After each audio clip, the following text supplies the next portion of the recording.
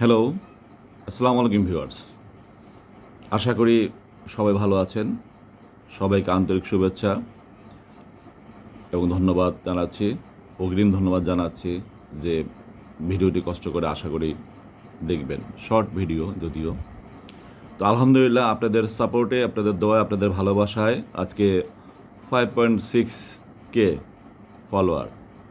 অসংখ্য ধন্যবাদ আপনাদেরকে। যাই হোক, আলহামদুলিল্লাহ প্রতিদিনই অল্প অল্প করে কচ্ছপের মতো ধীরে ধীরে এগিয়ে যাচ্ছি। আশা করি আপনারাও এগিয়ে যাচ্ছেন। আমরা একসাথে এগিয়ে যাব। দেখুন, ফেসবুক আমাদেরকে এই শিক্ষা দেয় আমরা একা চলতে পারি না, আমাদের সকলকে নিয়েই চলতে হবে, এগিয়ে যেতে হবে। আর একটা কী শিক্ষা দেয়?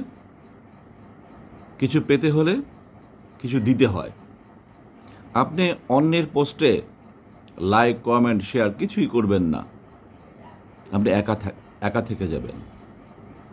আপনি লাইক করবেন, আপনি কমেন্ট করবেন, কি হবে? এঙ্গেজ বেড়ে যাবে। এবং শুধু এইটা মন থেকে করতে হবে, মনের মাধুর্য দিয়ে করতে হবে, ভালোবেসে করতে হবে। আরেকটা কথা, যদি সম্ভব হয় পুরাতন আইডিটা বাদ দিয়ে নতুন একটা আইডি খুলেন। কারণ ওই আইডিতে কিছু সিসি ক্যামেরা আছে, তারা আপনার ভালো চায় না। এই জন্য ওই আইডি ব্যান্ড। নতুন আইডি খুলুন। 300, 400, 500 ফলোয়ার নিয়ে এগিয়ে যেতে পারবেন। ওখানে মানসিক কোনো টেনশন থাকবে না। কে কী বলল, সব ম্যাক্সিমাম শুভাকাঙ্ক্ষী থাকবে। পুরাতন আইডিতে কিছু ফ্রেন্ড থাকবে, ভালো লাগবে না ওর। জিজ্ঞেস করবে, সমস্যা কোনো? মানসিক সমস্যা? কি শুরু করছো? কি শুরু করছিস? এত পোস্ট কেন? নোটিফিকেশন লাল হয়ে থাকে ডান দিকে, তোর জন্য তো ফেসবুকে খোলা যায় না। এগুলো বলে না? বলবে, মনে মনে বলে, কমেন্ট করে বলে, মেসেঞ্জারে বলে। তো এই জন্য নতুন আইডি করতে পারলে ভালো হয়। আমি করি না নতুন আইডি, কারণ এটা আমার 2007-এর শেষের দিকে আইডিটা।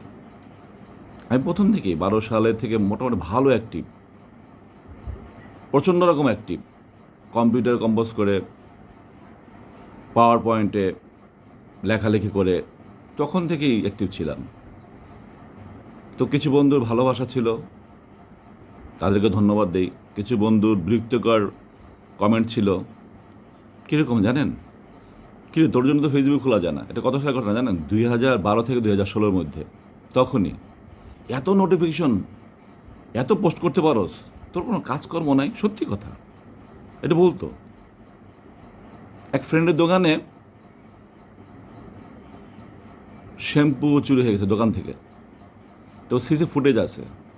তো বন্ধুদের আড্ডা বলতেছে, এই শামীমকে দে, ওকে দে, ও অ্যাক্টিভ, ও এই ভাইরাল করে দিবা, ওই ভিডিও ক্লিপটা দে। এরকম ছিলাম।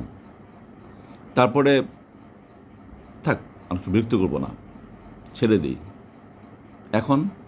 এখন কী অবস্থা হলো? আমি কিন্তু এই যে নতুন যে মনিটাইজেশনের জন্য নতুন কোনো কিছু না, জাস্ট আমার লেভেলে আমি পোস্ট করে যেতাম।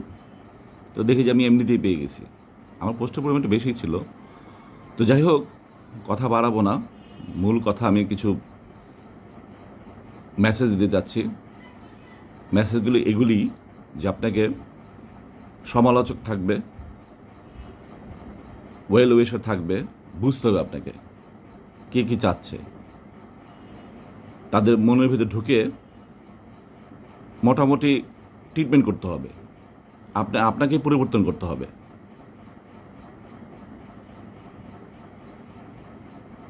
তো বন্ধুরা, আশা করি শর্ট মেসেজ ছিল এটি। নেক্সট ভিডিও নিয়ে আবার আসব।